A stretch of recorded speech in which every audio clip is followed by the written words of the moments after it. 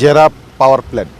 এটা একটা বিদেশি পাওয়ার প্ল্যান্ট। তো আপনার এখানে তাদের যেই ডরমেটরি আছে, ডরমেটরিতে যেই ডরমেটরির নিচে যেই কিচেনটা আছে, এটা রান্নাবান্নার কাজ হয় এলপি গ্যাসে, এলজিপিতে, কি যেন এলপিজিতে হয়। তো এলপিজির লাইনটা আপনার রান্নাঘরে ইয়ে দিয়ে পাইপ দিয়ে টানা। তো এখানে দুপুরবেলা আনুমানিক 12:30 এই সময়ে ওনাদের স্টাফ যারা আছেন, যারা এখানে লাঞ্চ করেন, তারা খাওয়া দাওয়া করতে আসছিল। হঠাৎ করে এরকম একটা লিকেজ থেকে তারা ধারণা করতেছে যে গ্যাসের লিকেজ থেকে এরকম ঘটনা ঘটতে পারে। তো 12 জনের মতো আহত হয়েছে বলে ওনারা আমাদেরকে আশ্বস্ত করছে। আমরা সবাই আপনার বার্ন ইউনিটে চিকিৎসাধীন। একজনের অবস্থা একটু আশঙ্কাজনক বলে জানায়। আমরা বিষয়টা এখানে এসে দেখি, তাদের সাথে কথা বলি। এই পরবর্তী বিষয়ে তারা আরও যদি কোনো গুরুত্বপূর্ণ মেসেজ থাকে তারা জানাবে বলে জানাইছে। এই হলো একটা বিষয়। আমিও জানতে পেরেছি 13 জন এখানে যারা আহত হয়েছে তাদের সাথে তাদেরই মানে পাওয়ার প্ল্যান্টের অন্যান্য কর্মচারী সহায়তার জন্য আরও 2-3 জন গাড়িতে নাকি তারা ওইখানে গিয়েছে। তারপরে উনি আমাদের সামনেই কথা বলে যেটা আমাদেরকে কনফার্ম করেছে 10 জন, পরে জানতে পারলাম যে 12 জন। এতটুকুই আমাদের কাছে মেসেজ। তো আমরা পরবর্তীতে জানতে পারি যে এখানে কিছু লোক আহত হয়েছে। তখন সাথে সাথে আমরা আবার ঘটনাস্থলে আসি। তো এসে আমরা যেটা দেখতে পাই, 3 তলা ডরমিটরি রুম, সেখানে নিচতলায় একটা ডাইনিং রুম এবং কিচেন রুম আছে,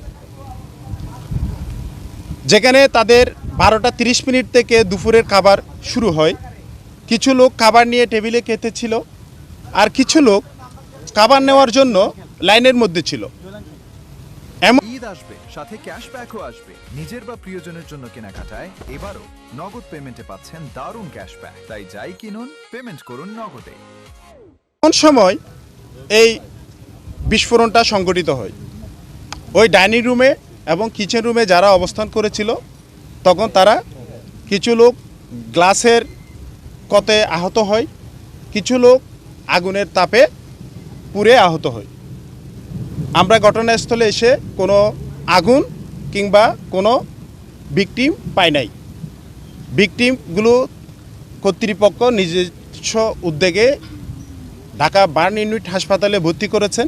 আমরা সেখানে যোগাযোগ করেছি এবং আমরা আমাদের লোক প্রেরণ করেছি। আমরা ইতিমধ্যে আমরা যেটা জানতে পেরেছি যে 10 থেকে 12 জন লোক আহত হয়েছে। তার মধ্যে 3 জন লোক একটু আহত বেশি হয়েছে, তবে তারাও কথা বলতে পারছে। মারা গেছে কিংবা পুড়ে যাওয়ার কারণে মৃত্যু হতে পারে এরকম এখন আমরা আসলে জানতে পারি নাই। আমাদের তথ্য যেটুক আমরা সঠিকভাবে আপনাদের কাছে উপস্থাপন করলাম। পরবর্তীতে যদি আমরা সত্যিকারে কোনো লোক মারা যাওয়া থাকে কিংবা এরকম হয়, আমাদের লোক হাসপাতালে আছে, আমরা তাদের থেকে জেনে আবার আপনাদেরকে জানাতে পারব। আগুনটা মূলত আমার প্রাথমিক যে ধারণা, হয়তো 2-5 মিনিটও আগুনটা স্থির ছিল না। মুহূর্তের মধ্যে আগুনটা হয়েছে। মুহূর্তের মধ্যে যারা ওখানে অবস্থান করেছিল তারা আহত হয়েছে এবং মুহূর্তের মধ্যে আগুন উদয় হয়ে গেছে। আপনারা যে সিলিন্ডারটা দেখেছেন, ওখানে কোনো মানে লিকেজ পেয়েছেন কিনা বা উৎসটার কারণটা কোথায় দেখছেন? ওনাদের এখানে কিচেন রুমে যে গ্যাস লাইনগুলো দিয়ে রান্না করা হয়, ওনাদের সিলিন্ডারগুলো বাহিরে থাকে। সিলিন্ডারগুলো বাহিরের একটা করিডোর আছে, সেফটি করিডোর, ওখানে সিলিন্ডারগুলো ওনারা রেখেছেন। ওখান থেকে ওনাদের পাইপলাইনের মাধ্যমে কিচেন রুমের চুলার মধ্যে নিয়েছেন। আমরা ধারণা করতেছি যখন চুলায় রান্না করা হয়েছিল, চুলা বন্ধ পুরোপুরি করা হয় নাই, বাট আগুন নিভে গেছিল, গ্যাস অন ছিল, যে কারণে গ্যাস বের হয়ে রান্নাঘর এবং ডাইনিং রুম ভর্তি হয়েছিল। অথবা চুলার মধ্যে যে ছোট রাইজার দিয়ে চুলার সংযোগ করা হয়েছিল, গ্যাস লাইন সংযোগ করা হয়েছিল, এখানে কোনো লিকেজ ছিল। সেই লিকেজ থেকে অথবা গ্যাসের চুলা অন করা ছিল, সেই অন করা গ্যাসগুলো ডাইনিং রুমে গিয়ে সেখানে আবদ্ধ অবস্থায় অবস্থান করেছিল।